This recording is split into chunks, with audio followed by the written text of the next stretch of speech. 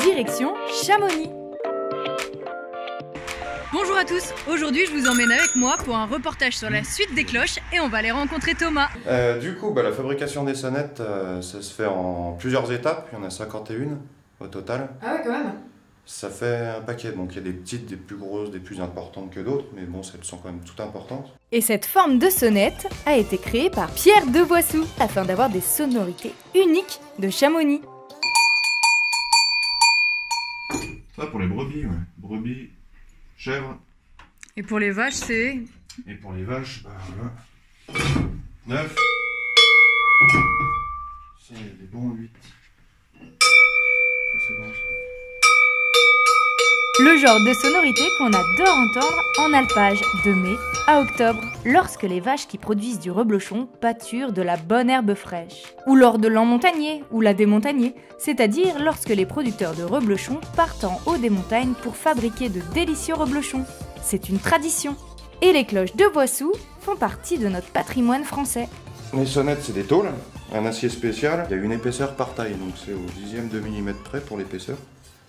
Mais c'est un acier mi-dur. Ça, c'est le logo de mon père, et chaque génération, on a notre marque de fabrique. Comme le reblochon, la fabrication des cloches est une passion qui se transmet de génération en génération depuis 1829. Ah ouais, je suis tout seul à l'atelier. Impressionnant quand même. Oh ça occupe, ouais. Allez, on va aller à l'atelier. Allez. On va aller taper un peu. C'est parti! 51 étapes avant d'obtenir cette cloche. Et on démarre avec une plaque d'acier. Bon, je viens mincir les bords pour que les jointes après soient plus fines. Et ça joue aussi pour la sonorité. Ensuite, une fois qu'elles sont amorcées, tirées, il va falloir la chauffer pour l'emboutir. Donc ça se fait emboutir, ouais. Emboutir, c'est avec une presse, donc avec une matrice mâle et femelle, qui viennent appuyer sur la tôle rouge pour lui donner la forme. Après, il faut réchauffer pour forger cette partie de la jointe qui va venir à l'intérieur quand ça va être le moment de la fermer. Pour pas qu'elle s'entrechoque. Ça, elle vient vraiment à l'intérieur. Ah oui, là. Voilà, ouais. Voilà, ça donne ça. Donc ensuite, une fois que c'est comme ça, il faut percer et mettre un rivet, mais on perce pas comme ça au pif, faut quand même bien régler que ça soit vraiment exactement la même largeur de chaque côté, sinon la sonnette elle va faire ding-dong, et le but c'est que ça fasse ding-ding, ou dong-dong, mais il faut pas que ça fasse ding-dong, sinon c'est pas une bonne sonnette. Donc il faut mettre un rivet et réchauffer encore pour bien plaquer les deux joints. Et puis en même temps, faire la forme adéquate pour qu'elle sonne bien. C'est un instrument de musique en quelque sorte.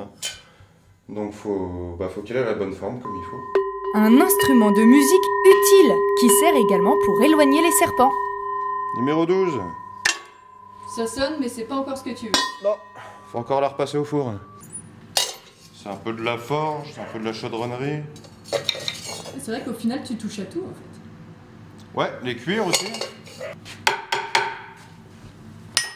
Chaque marteau son utilité. Ah oui. Et chaque pince aussi. Il y en a pour tout. Ah oui, effectivement, il y a de quoi faire. Donc la colombette, ça c'est la poignée. Donc c'est une pièce que je forge à l'atelier aussi. Donc ça sert de poignée et à l'intérieur, c'est pour tenir le battant. Donc, le fameux battant qui permet de faire le son.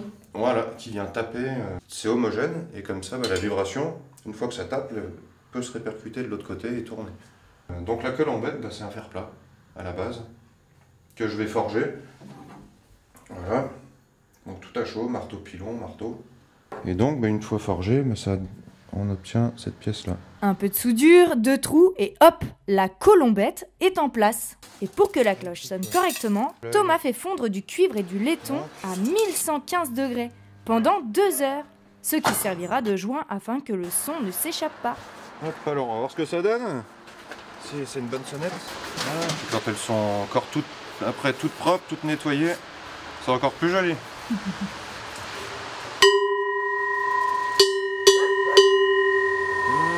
Ne reste plus qu'à ajouter le battant et cette cloche est prête à partir.